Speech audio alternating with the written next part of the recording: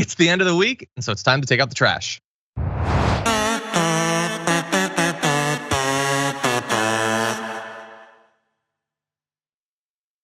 Brett, who is your garbage person of the week?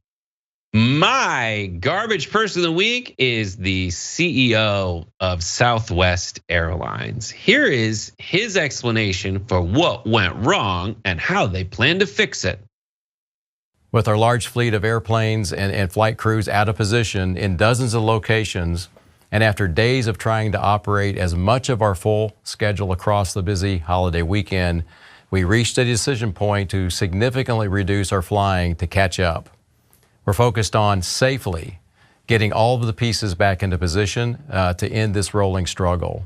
The tools we use to recover from disruption serve us well 99% of the time, but clearly we need to double down on our already existing plans to upgrade systems for these extreme circumstances so that we never again face what's happening right now. I love this. It's like, listen, it's wrong, by the way. Everything he's saying is wrong, even though he is like going out of his way to sound like a guy who's contrite. This is not an accurate portrayal from what I have understood with my wife walking in and telling me things that are happening in the aviation industry. But like, oh God, we really couldn't handle storms with our outdated technology because before this week, there were no storms. There was no snow. It's like, I hate to break it to, he's like, listen, in the rest of his videos, like we schedule around communities. Yeah, so does everyone. Goes and says like, what is the best way to maximize profit in this industry? Things that my wife told me today about freaking Southwest Airlines, the reason that they let you pick your own seat, do you know what it is, John? So that it'll be a free for all? I don't know why. Because it is a free for all, you get nervous about getting to the gate late. So you get there early so that you can board early and do everything faster in the boarding process so they can take off on time. They intentionally play on your neuroses about FOMO so that you will get there and line up like cattle at the Temple Grandin stockyard system.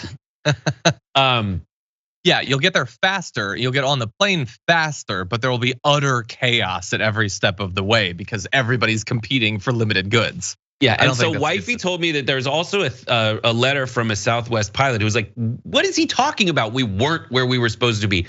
We were exactly where we were supposed to be. You guys just lost us. Yeah. Because it sounds like you have to call and be like, hi, it's me, the plane. And I am on this runway, A-17 at Dallas Love Field. And then someone writes it down and gives it to a pigeon and sends it on its way through the storm. It's a great system. It's so the storms stupid. which are new. Yeah, the storms which an just absolute started disaster. But I'm gonna have to amend your garbage person. It should be Buttigieg. It's all his fault. And anyway. Also, in the last thing is that CEO is apparently a new CEO who never did any on the ground work and is just a finance guy, which is the absolute worst situation. I really know gets under John's skin when it's someone who doesn't know how to do the job that is suddenly in charge.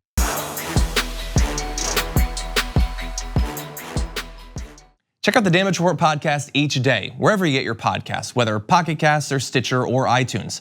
You can join me as I give you the news and stories you want, with a range of co-hosts and interview guests jumping in on the fun each day. Again, that's the Damage Report, wherever you get your podcasts. And if you get them at iTunes, don't forget to rate and review. Sometimes I'll read them live on the show.